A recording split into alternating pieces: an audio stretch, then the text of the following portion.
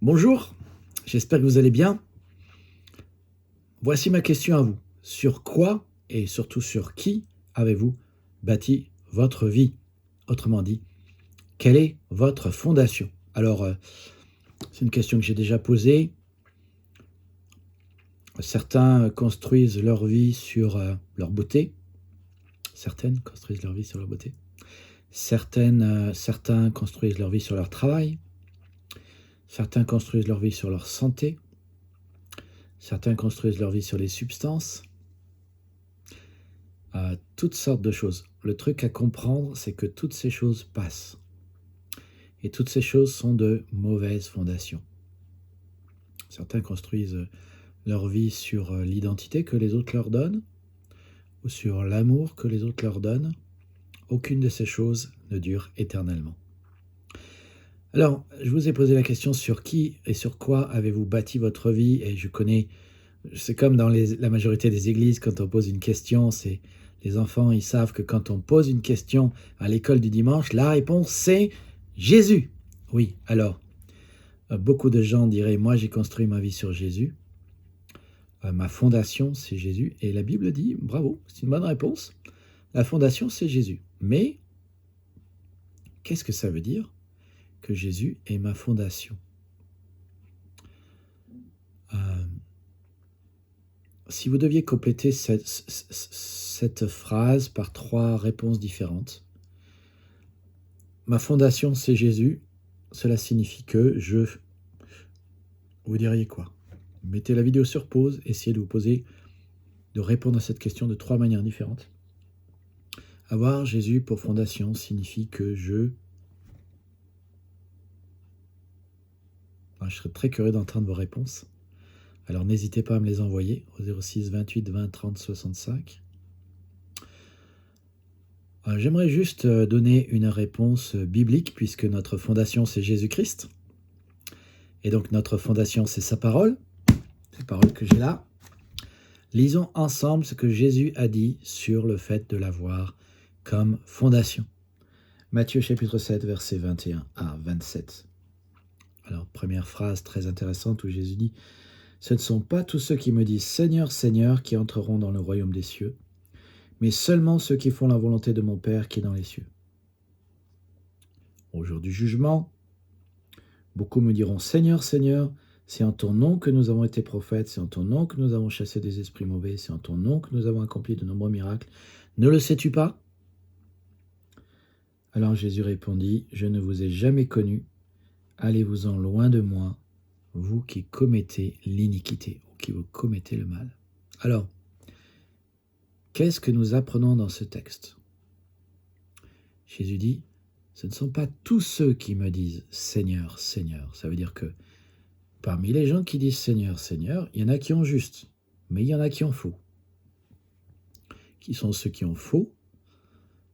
Jésus dit « Ce sont seulement ceux qui font la volonté de mon Père qui est dans les cieux. » Donc, il faut non seulement dire que Jésus et croire que Jésus est notre Seigneur, et pratiquer qu'il est notre Seigneur. Tu vois? Donc, pas simplement le professer et le dire, mais le croire et le vivre. Mais alors après, il dit, mais il y aura aussi des gens qui diront, mais c'est en ton nom que nous avons chassé des prophètes, c'est en ton nom que nous avons chassé des esprits mauvais, c'est en ton nom que nous avons eu de nombreux miracles, ne le sais-tu pas? Et là, voilà, donc il y a des gens qui diront, oui mais moi je fais la volonté du Père, moi je fais ta volonté, moi j'ai travaillé pour toi, moi je crois que tu es ma fondation et c'est pour ça que j'ai fait ces choses pour toi. Et là, Jésus a une réponse singulière. Il dit, je ne vous ai jamais connu, allez-vous loin de moi, allez-vous-en loin de moi, vous qui commettez le mal. Alors, en fait, Jésus est en train de dire, il faut 3 choses. Et ça, c'est la preuve que vous m'avez pour fondation. Et c'est le verset d'après d'ailleurs, il dit, ainsi quiconque écoute ce que je viens de dire et le met en pratique sera comme un homme intelligent qui a bâti sa maison sur le roc. La pluie est tombée, les rivières ont débordé, la tempête s'est abattue, elle ne s'est pas écroulée, car ses fondations avaient été posées sur le roc. Donc, la bonne fondation, c'est celui qui écoute et met en pratique les versets qu'on vient de lire. Et les versets qu'on vient de lire, ils disent quoi? Ils disent il faut 3 choses pour avoir Jésus pour fondation. 1, il faut le reconnaître vraiment comme Seigneur, mais pas simplement avec la bouche, mais avec des actions. Donc il faut le reconnaître comme Seigneur, et il faut faire sa volonté. Mais faire sa volonté seul ne suffit pas. Il faut avoir une relation personnelle avec lui. Donc, j'ai une relation personnelle avec lui, je crois en lui et je le reconnais comme Seigneur, et je mets dans mes actions le fait qu'il est Seigneur. Ça veut dire, donc, d'abord, commençons par le début, il me faut une relation avec lui. Il ne suffit pas de faire sa volonté. Il faut faire sa volonté dans le cadre de ma relation que j'ai avec lui. C'est ça qui est important. Je fais sa volonté à cause de la relation que j'ai avec lui. Donc, il faut maîtriser ma relation avec lui et comprendre, donc, par définition, ce qui me met en relation avec lui, qui est la base de ma relation avec lui, qui est le salut. Et après, il y a plein d'autres choses de base.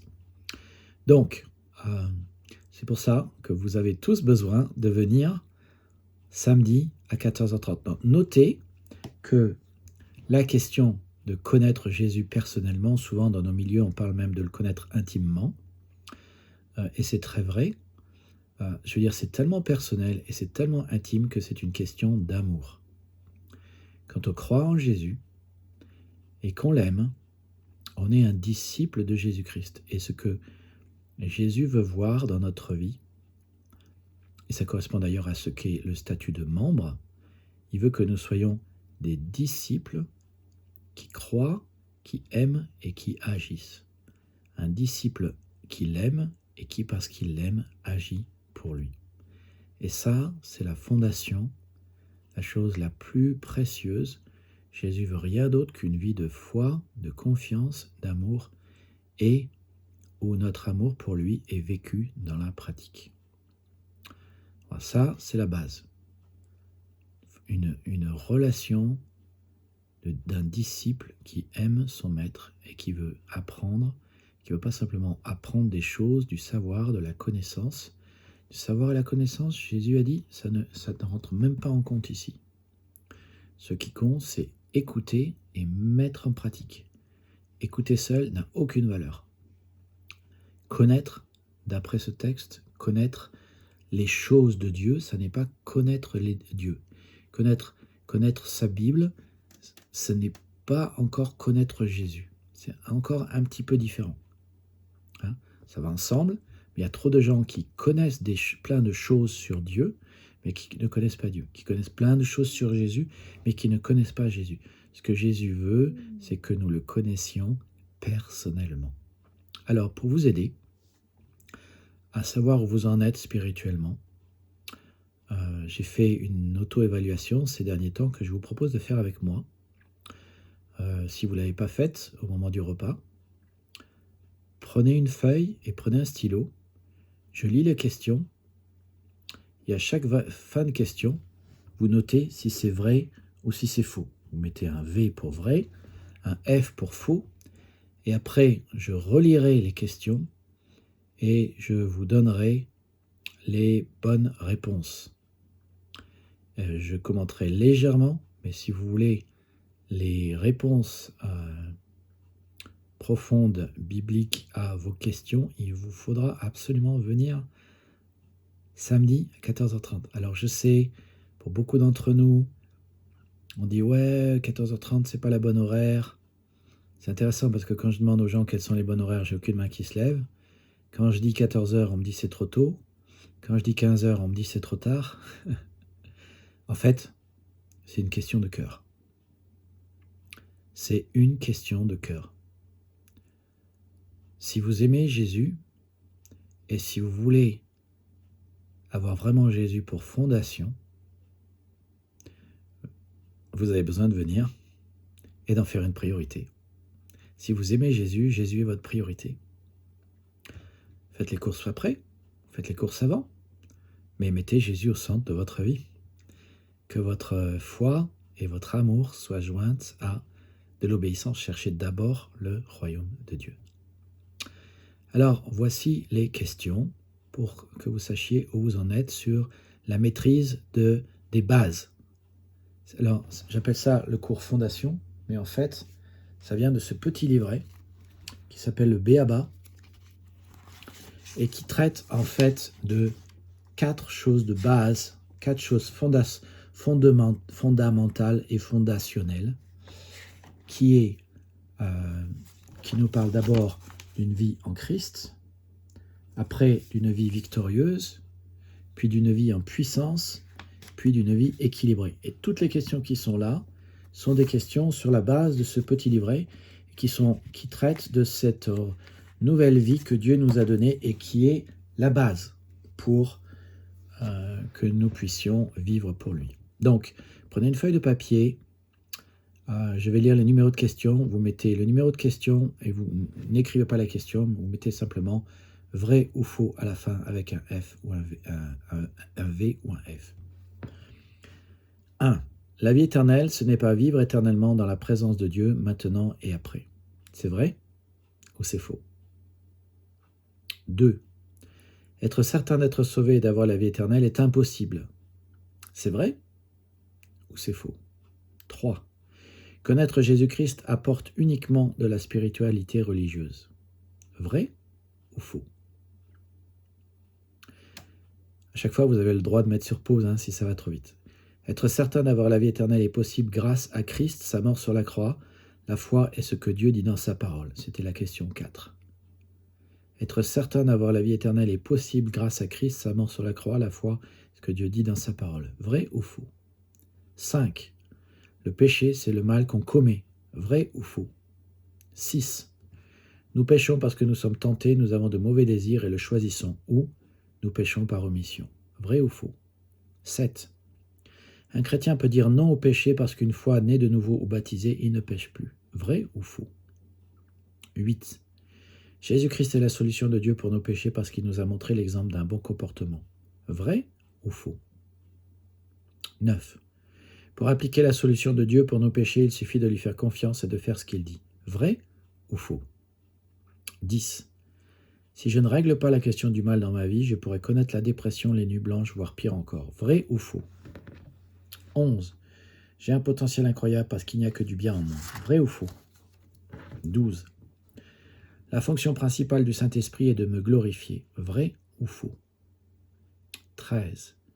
En 1 Corinthiens 2 et 3, Paul met les hommes en 3 catégories, les spirituels, les indécis et les charnels. Vrai ou faux? 14. La force de Dieu m'anime au quotidien si je confesse mon péché et me laisse remplir et conduire par la parole de Dieu et le Saint-Esprit. Vrai ou faux? 15. Avoir le grand Dieu de la Bible dans ma vie m'apporte inévitablement des améliorations et des bénédictions. Vrai ou faux? 16. Pour vivre une vie chrétienne équilibrée en tant que croyant, j'ai besoin de cultiver ma relation avec Dieu et les autres et de mettre l'amour au centre de tout. Vrai ou faux? 17.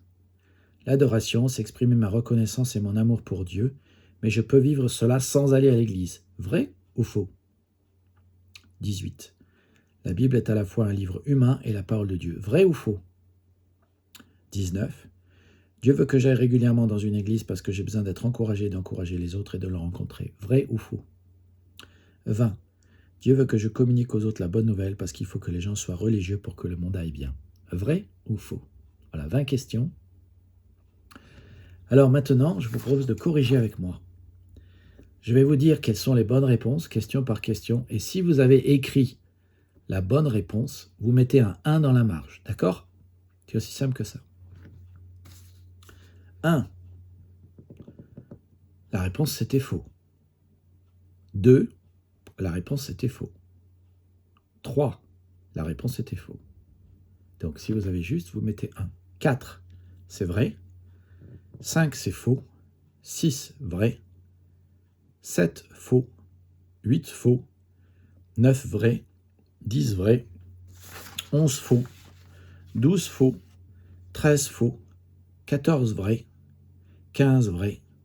16. Vrai. 17. Faux. 18. Vrai. 19. Vrai. Et 19. Faux. Alors, Chaque fois, si vous avez eu la bonne réponse, vous avez mis un 1 dans la marge. Totalisez la somme de tout cela et comptez combien ça fait.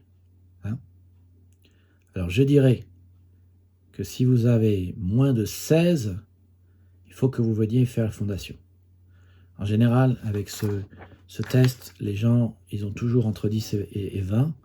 Mais je dirais que si vous avez moins de 16, il est absolument crucial et important que vous veniez à la formation ce samedi à 14h30.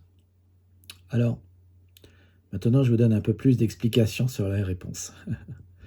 Mais des explications légères. Si vous voulez des explications plus profondes, il faut venir samedi à 14h30. La vie éternelle, ce n'est pas vivre éternellement dans la présence de Dieu maintenant et après. La réponse à cette question, c'est si, c'est vrai. La vie éternelle, c'est vivre dans la présence de Dieu. Après, c'est la vie après la mort, du bon côté, mais aussi avec Jésus. Maintenant, avec Dieu maintenant. Jean 3, 36 dit, celui qui a le Fils a la vie éternelle. Celui qui croit a la vie éternelle. Donc c'est vrai. Être certain d'être sauvé, d'avoir la vie éternelle est possible. Puisque la Bible nous dit, 1 Jean 5, ces choses ont été écrites afin que vous sachiez que vous avez la vie éternelle. Donc on peut savoir qu'on a la vie éternelle. 3.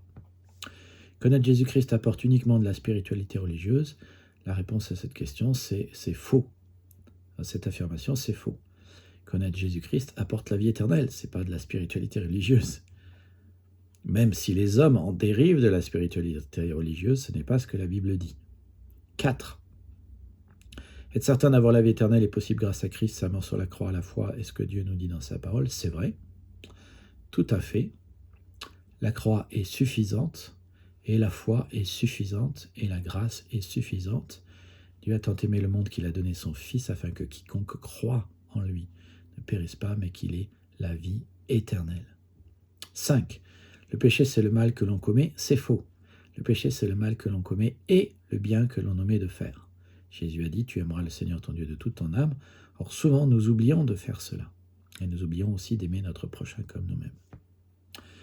Nous péchons parce que nous sommes tentés, nous avons de mauvais désirs et le choisissons, ou nous péchons par omission. C'est vrai. C'est soit parce que nous choisissons de pécher, soit parce que nous ne choisissons pas que nous péchons. Nous ne choisissons pas de faire le bien que nous péchons. 7. Un chrétien peut dire non au péché parce qu'une fois né de nouveau ou baptisé, il ne pêche plus. C'est faux. Nous avons une nouvelle nature qui, elle, ne pêche plus. Mais encore, nous devons faire en sorte que cette nouvelle nature se renouvelle chaque jour. Et nous devons choisir de vivre selon la nouvelle nature. Nous devons mourir à notre vieil homme et choisir de marcher en nouveauté de vie chaque jour. 8. Jésus-Christ est la solution de Dieu pour nos péchés parce qu'il nous a montré l'exemple d'un bon comportement. Pas du tout. Jésus-Christ est la solution de Dieu pour nos péchés parce qu'il est le sacrifice qui a payé pour le péché de l'humanité entière. Il a payé pour que nous n'ayons pas besoin de payer. Il est mort pour que nous n'ayons pas besoin de mourir. Il a pris notre péché pour qu'il nous soit enlevé et que nous puissions rentrer parfaits au ciel. Donc c'est faux. 9. Pour appliquer la solution de Dieu pour nos péchés, il suffit de lui faire confiance et de faire ce qu'il dit. Oui, ça s'appelle la foi. Faire confiance et faire ce qu'il dit, ça s'appelle la foi, donc c'est vrai. 10. Si je ne règle pas la question du mal dans ma vie, je pourrais connaître la dépression, les nuits blanches, voire pire encore. Tout à fait, c'est vrai. Il y a un psaume qui en parle, hein. Je crois que c'est le psaume, je crois que c'est le psaume 32. Le psaume 32 dit clairement cela, que tant que je me suis tu, mes os se consumaient, hein, je n'arrivais pas à dormir. Voilà, c'est le bonheur d'être pardonné. Tes coups pleuvaient sur moi, j'étais épuisé, jour et nuit. Donc, effectivement, le péché peut nous empêcher de dormir. J'ai un potentiel incroyable parce qu'il n'y a que du bien en moi. J'aimerais bien que ça soit vrai, mais si je disais cela, je mentirais. Non, il n'y a pas que du bien en vous. La Bible dit que tous ont péché et sont privés de la gloire de Dieu. Il n'y a pas un juste, pas même un seul sur cette terre. Il n'y a pas une personne, à part Jésus-Christ, qui a fait que du bien dans sa vie. 12. La fonction principale du Saint-Esprit est de me glorifier. C'est faux. La fonction principale du Saint-Esprit est d'abord de glorifier Dieu, de nous rendre capables de nous permettre de maîtriser la parole de Dieu, de digérer la parole de Dieu, de vivre la parole de Dieu, d'être les témoins de Jésus. Mais certes, le Saint-Esprit nous glorifie aussi, hein. Le Saint-Esprit nous transforme de gloire en gloire, mais ce n'est pas la fonction principale du Saint-Esprit de nous glorifier. 13.